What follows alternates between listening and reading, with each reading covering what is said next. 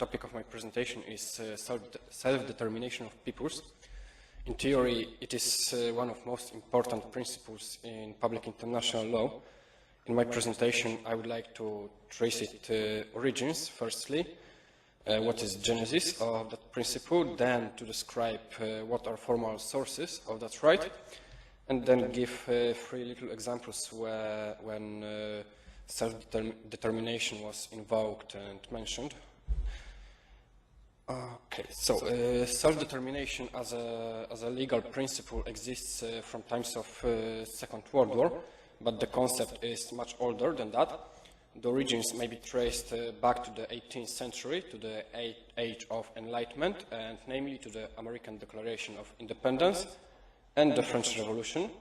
Those 2 events brought fundamental change over. People started to be perceived as a source of power of the governments and kings, not only as their subjects.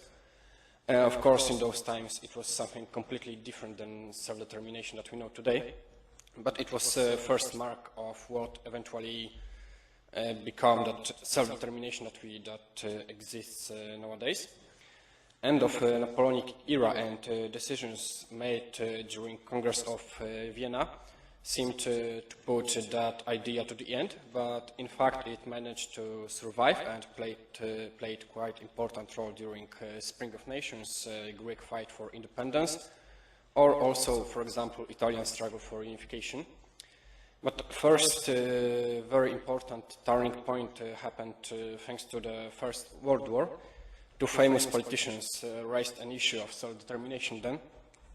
First one was Woodrow Wilson, President of the United States, and the second one was Vladimir Lenin, a leader of Russian Bolsheviks. Wilson's concept was de facto quite limited to the European nations that previously belonged to the states of central powers. Lenin, on the other hand, expressed a very far-reaching concept that all peoples, without any restrictions, deserve the right to create their own statehood. But in practice, we all know that it was just theory, that he wanted that. In fact, people were free to choose as long as they wanted to choose communism. In other cases, there were some problems. Anyway, in Covenant of the League of Nations, self-determination was not mentioned. Therefore, in interwar period, it was only a political concept, not legal one. It changed after Second World War. The most important document in which self-determination was mentioned is the Charter of United Nations, signed in 1945. This document states as follows: the purposes of the United Nations are, among the others, of course, to develop friendly relations among nations based on respect for the principle of equal rights and self-determination of peoples, and to take other appropriate measures to strengthen universal peace. Then another article, 55th, says, with a view to the creation of conditions of stability and well-being, which are necessary for peaceful and friendly relations among nations, based on respect for the principle of equal rights and self-determination of peoples, United Nations shall promote, etc., etc. Those expressions are not very precise, and what's important, there is no positive definition of self-determinations, so a lot was left to the interpreters. And how the principle evolved in the decades following the Second World War, actually, according to the Italian professor of international law, Antonio, I'm sorry, I don't know how to pronounce it in Italian, Cassese, maybe, was unanticipated by original drafters of the UN Charter. It became quite a powerful weapon of anti-colonialism movement. Self-determination was corroborated in a declaration on the granting of independence to colonial countries and peoples, and in several other documents. Very important documents are international covenants on human rights. They were signed in 1966 and they are effective since 1976. Both in articles first, state that all peoples have the right of self-determination, by virtue of that right, they freely determine their political status and freely pursue their economic, social and cultural development. Also, the third point of those articles states that the states parties to the covenant shall promote the realization of the right of self-determination and shall respect that right in conformity with the provisions of the Charter of the United Nations. What's remarkable about those conventions is that in that case there is no doubt that they are binding law. We are referring to the UN Charter. Some claim that some provisions are more like political ideas, not legal ones. In that case, there are no such doubts. And the last document that I want to mention is Declaration of Principles of International Law from 1970, in which we can read that by virtue of the principle of equal rights and self-determination of peoples enshrined in the Charter of the United Nations, all people have the right to freely to determine without external influence their political status and to pursue their economic, social and cultural development, and every state has the duty to respect this right in accordance with the provisions of the Charter. Every state has the duty to promote, through joint and separate actions, realization of the principle of equal rights and self-determination of peoples. As we can see, the principle of self-determination is directly put into the several sources of international law, and when we look only on those provisions, it seems pretty clear. However, one shall not forget about another principle of international law, the concept of territorial integrity. And here we have a problem because those two conceptions may be used by both sides of the same conflict, and actually both sides would be right. A wish to discuss that issue would make me talking here much more time than I'm allowed to, so I have to skip that. I'd like to only say that the most controversial problem is probably right to secession, but this is a topic for another presentation also.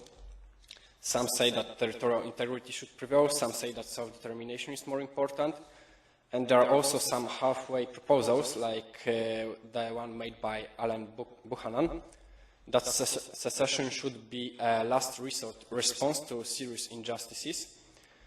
And now allow me to move on to the next issue, which is practical application and 3 examples. It must be said that whether some group of people is able to use the right of self-determination or not depends on many issues. Unfortunately, usually they are not legal ones. As I mentioned, international law is a little bit equivocal, and chosen parts may be simultaneously used by both sides of a chosen conflict. Predominantly, the political influence and even military power are crucial factors, and law serves only as an excuse to do one thing or the other. And here are some examples.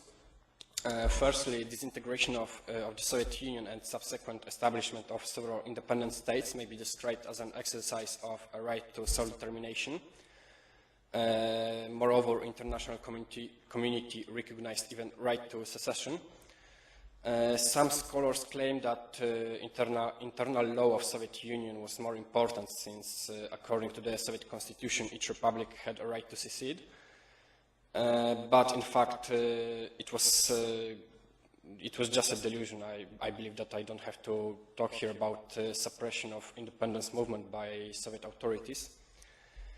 Well, then, what I would like to add is that countries of NATO and European Union recognized independence of former Soviet republics before Soviet authorities relinquished control over those countries. Therefore, undoubtedly, right to self-determination was recognized in that case. Okay. Second case is NagornoKarabakh. It is territory that is populated by Armenians, but was part of Azerbaijani Soviet Socialist Republic. The problem is that hatred toward the Armenian nation is quite common in Azerbaijani society, that Nagorno-Karabakh is nowadays an unrecognized state. And in this case, Azerbaijani control over that area would put the life of those people in danger. In fact, we all know what happened in Bosnia, for example, and I believe that we don't want it to happen again. But the problem is that Nagorno-Karabakh and Armenia have no oil, no very powerful friends, so no one recognized it in that case, and it probably remain like this in the future. The last case, which is quite different than previous ones, is Crimea. I would like to present it as an example of a situation when self-determination is used definitely improperly, only to justify unlawful actions.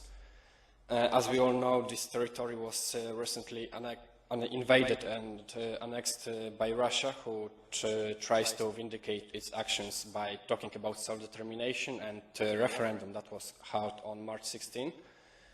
Why then it can't be recognized as a normal example of exercising right to self-determination? Well, even if we assume that self-determination is more important, then what is self-determination? It's about people who are deciding about themselves. And that was definitely not the case in Crimea. Firstly, this referendum was not democratic. As far as I remember, firstly, it was planned to be in May, then in April, and then it was again moved on another date on March 16. Also, it was done actually under military occupation without reliable international observers, and with all-out egregious propaganda campaign that you may see on the picture. I believe a friend from Taras Shevchenko University may say more about that, but as far as I know, people were told that wild hordes of banderists will invade Crimea and kill all Russian-speaking people, which is ridiculous. So with that level of propaganda, censorship, and occupation, it may not be compared to, for example, Kosovo or disintegration of Soviet Union. Okay, so what are conclusions? As Antonio Cassese says, self-determination has been one of the most important driving forces in the new international community. It has set in motion a restructuring and redefinition of the world community's basic rules of the game.